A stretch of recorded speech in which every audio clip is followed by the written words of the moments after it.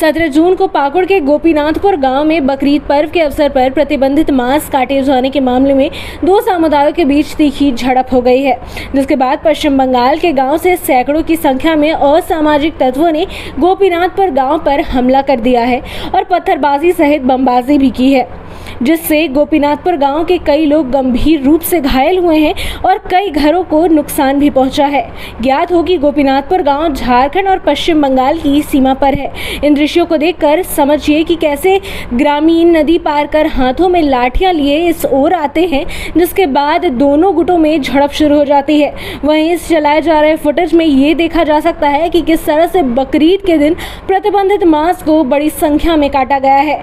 दूसरी ओर इस मामले पर गंभीरता से संज्ञान लेते हुए भारतीय जनता पार्टी के नेता प्रतिपक्ष अमर कुमार बावरी ने कहा कि यदि झारखंड के किसी भी नागरिक का एक भी बाल बाका होता है तो भारतीय जनता पार्टी एक नया इतिहास लिखने में कोई कसर नहीं छोड़ेगी।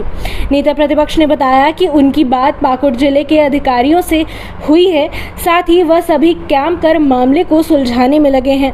वहीं उन्होंने राज्य सरकार से इस मामले पर गंभीरता से संज्ञान लेने की भी बात कही है। आप भी देखिए नेता प्रतिपक्ष अमर कुमार बावरी ने क्या कुछ कहा है। पाकुड़ गोपीनाथपुर गांव में बकरीद के नाम पर जिस तरह से वहां अराजकता फैलाई गई, जिस तरह से हिंदुओं को टारगेट करके बवाल मचा है, यह साफ दिखलाता है कि इस झारखंड प्रदेश में उनका मनोबल बहुत बढ़ा हुआ है। पश्चिम बंगाल के बॉर्डर से लगा हुआ क्षेत्र और मुस्लिम बहुल क्षेत्रों के लोगों ने जिस तरह से पड़ोसी राज्य पश्चिम बंगाल से घुस करके हिंदुओं पर आक्रमण किया है, यह कभी भी बर्दाश्त करने योग्य नहीं है। प्रशासन से बात हुई, डीजीपी, डीआईजी, एसपी,